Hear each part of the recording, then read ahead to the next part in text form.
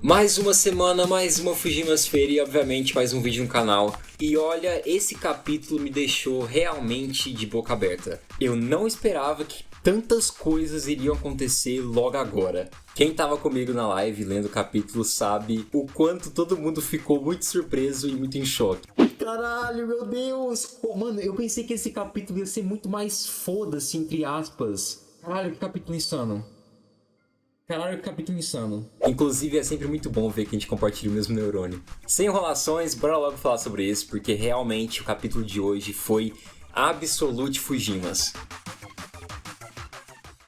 O capítulo 204 recebeu o título de Ao Custo de uma Vida. E bom, esse título é bem literal, mas logo a gente fala mais sobre ele. Logo na primeira página, a gente começa a perceber que tanto Denji quanto a Yoru estão sendo levados juntamente com o prédio que a Queda estava erguendo. E aqui a Yoru tem um raciocínio muito rápido, ela é muito esperta e esse poder dela é insano, tá? Ela percebe que o prédio já está virando uma ruína. Dessa forma, ele já não pertence a mais ninguém. Consequentemente, aquilo tudo poderia ser dela. E assim, ela transforma aquele prédio imenso em uma simples espada que, na moral, parece até uma barra de ferro.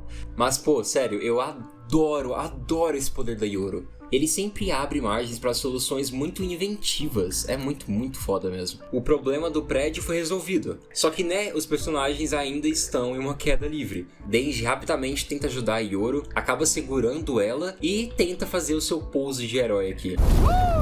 Pouso de super-herói! Esse que acaba sendo bastante atrapalhado, pois afinal de contas a queda foi muito alta, né? Enfim, a Yoru logo se recupera e percebe que quem estava por trás de tudo aquilo era a queda mesmo. E avistando a sua adversária, ela fica um tanto empolgada, pois de certo modo agora ela poderia se vingar, já que agora ela acredita que a guerra tem força suficiente para derrotar a queda. Com isso, simplesmente a Yoru vira as costas pro Denji e corre em direção à queda. E ela deixa bem claro que quando ela voltar, se o Denji não tiver derrotado aquela imitação do Chainsaw Man, ela mesma a derrotaria.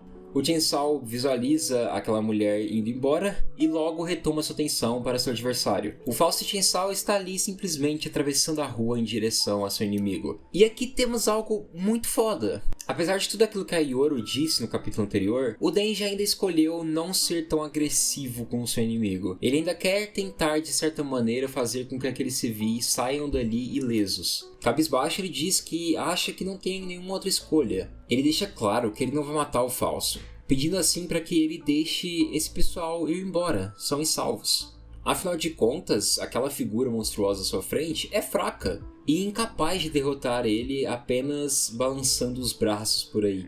O Denji cuspindo na cara do falso Chainsaw Man, nem parece que ele tomou um pouco de surra pra ele, né? Mas enfim, esse falso não parece se importar muito com essa conversa. Ele parte para um novo ataque e o Denji percebe que o sinal está ficando vermelho. E com isso, rapidamente nosso protagonista parte para cima também, gritando que ele não pode atravessar. E essa tomada de decisão rápida do Denji acontece pois principalmente se algum carro atropelar aquele monstro, algumas pessoas sairão feridas, é óbvio. E poxa, ele não quer isso, ele tá realmente tentando blindar aqueles civis. Mas toda essa circunstância deixa o Chainsaw Man um pouco sem saída. Com velocidade, ele arranca a cabeça do falso e com força acaba empurrando e cortando ao meio o monstro, tirando ele assim da faixa de pedestre, mas também o derrotando. Percebemos que o falso Chainsaw Man começa a se desfazer e consequentemente as pessoas voltam ao normal. E é muito engraçado ver as diferentes reações de cada um aqui. De certa maneira há alívio em todo mundo ali, mas é óbvio que algumas pessoas estão passando mal, outras estão preocupadas pois estão sem roupa. Enfim, os figurantes de Chainsaw sempre são bem divertidos. Toda essa euforia de finalmente voltar à vida normal se esbarra nessa figura grotesca do Chainsaw Man. Os figurantes olham para o seu salvador e observam toda essa monstruosidade aqui. O Denji conseguiu salvar aqueles civis. De fato, era que nem videogame. Os lacaios foram libertos a partir da derrota do chefão. Porém, para conseguir fazer tudo isso, ele acabou sim ferindo algumas pessoas inocentes. E percebermos esses restos mortais de alguém inocente que acabou se ferindo no meio dos ataques do Chainsaw é sim um tanto assustador. E é por isso que todas aquelas pessoas apenas fogem depois de ver tudo aquilo. Denji conseguiu salvar aquelas pessoas ao custo de uma vida. E tudo isso sim é muito pesado. Pesado pois, de fato, o personagem não teve muita escolha aqui. Todo o contexto acabou fazendo com que ele atacasse de uma forma menos planejada. No entanto, isso não é suficiente para fazer com que as pessoas olhem para tudo aquilo e apenas aceitem isso. Aquela brutalidade que abraça o nosso personagem nesse quadro desperta esse receio de segurança. Olha a forma que o nosso Salvador está. Ele acabou de matar um humano. Será que nós não seremos os próximos? Tudo isso é simplesmente algo que se esbarra nesse instinto de sobrevivência mesmo. E tudo isso daqui fica ainda mais pesado quando lembramos da última discussão que tivemos entre Denji e Yoro. Como eu já havia dito no vídeo anterior, o Denji utiliza das pessoas comuns como uma espécie de escudo humano. É a partir da reação dessas pessoas com a sua melhor versão, que é a figura do Chainsaw Man, é que ele consegue encontrar um tipo de afeto que ele sempre procurou. Já ficou bem claro que o Denji não salva as pessoas, pois simplesmente não pode deixar ninguém se ferir. Na maior parte das vezes, o Denji salva quando é conveniente. Ele a todo instante procura essa validação. Ele precisa entender que existem pessoas ali torcendo por ele, que gostam dele. A figura do Chainsaw Man é a sua melhor versão. E quando ele avista pessoas clamando por ele, elogiando seus atos, o defendendo, ele se sente parte de alguma coisa. Ele não se sente só, não se sente tão ruim. E sabemos que infelizmente ele caiu nesse ciclo vicioso, nessa busca incansável de afeto. O personagem já se feriu muito nessa estrada. E quando caiu a ficha do afeto mais importante de sua vida, foi tarde demais. Então todo esse acontecimento aqui pesa ainda mais no ser do Denji. A Yoro deixou bem claro que mesmo salvando, em algum outro momento essas pessoas esqueceriam dele. E de fato, isso está acontecendo diante de seus olhos. Tudo isso pesa muito e é muito preocupante, tá? Pois se o Denji perder esse resquício de apoio, ele pode seguir uma trilha muito mais nebulosa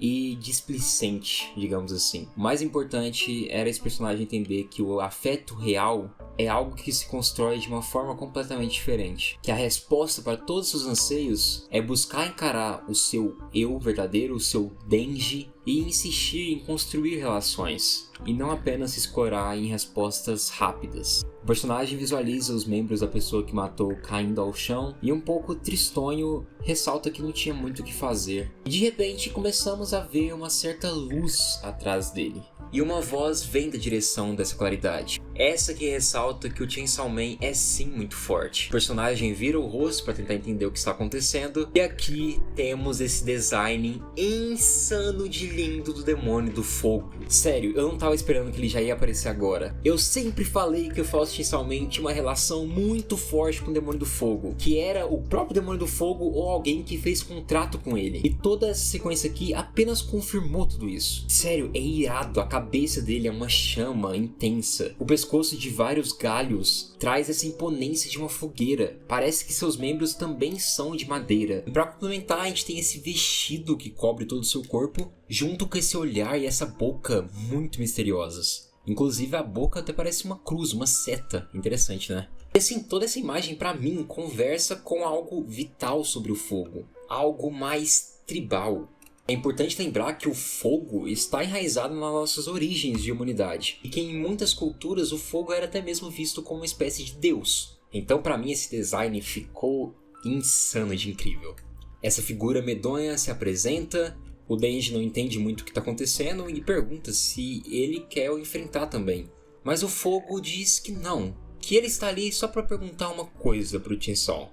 Ele revela que estava dentro daquele corpo do Faust Chainsaw Man por todo aquele tempo, revelando, que o Faust Chainsaw Man foi originado de um forte contrato com o Demônio do Fogo. Dito isso, ele questiona ao Denji se ele lembra daquele rosto. E o capítulo se encerra mostrando pra gente a silhueta do rosto daquele que antes era o Chainsaw Man falso. E sim, próxima semana não teremos capítulo. O quê? Não podem fazer isso comigo. E o Fujimoto nos deixou com esse baita gancho pra realmente tirar uma com a nossa cara. Pelo amor de Deus, cara. É impressionante o grau de maldade que vocês têm. E sabe qual é o pior? Quando voltar Chainsaw Man, que vai ser no dia 10, a gente vai ver a luta da Asa, da Yoro contra a Queda, e não quem de fato é o Chainsaw Man falso.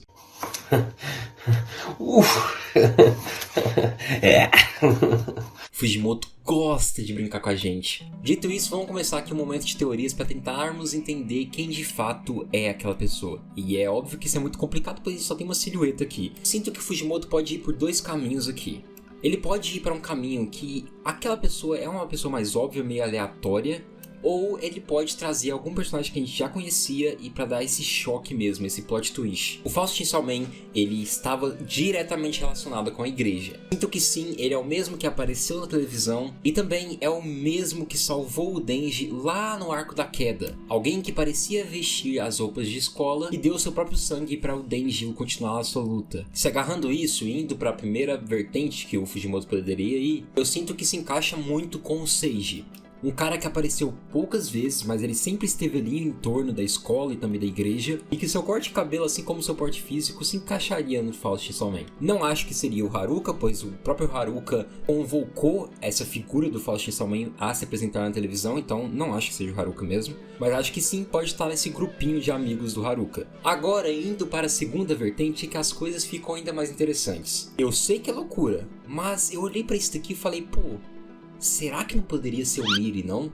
Tipo, o cabelo do Miri é um pouco mais longo, mas ele é meio arrepiadinho assim. E quando olhamos para o Miri, ele é simplesmente o reflexo dos Denji. Esse personagem volta na parte 2 justamente para ressaltar isso ao Denji e para nós leitores. É mostrado pra gente o quanto ele era uma ferramenta para Makima. Que a figura do Chainsaw Man sempre foi uma figura de admiração. Miri não gostaria de ser apenas uma ferramenta. Ele gostaria de viver a sua própria vida. Só que assim como o Denji, Miri acabou se deslumbrando com o mínimo do mínimo. Ele se tornou uma outra ferramenta agora para a igreja, mas ele jura de pé junto que não, na realidade ele está vivendo a própria vida. E é óbvio que isso lembra muito o Denji, principalmente da parte 1. Então assim, faria total sentido o Miri ser o Faust Chainsaw Man.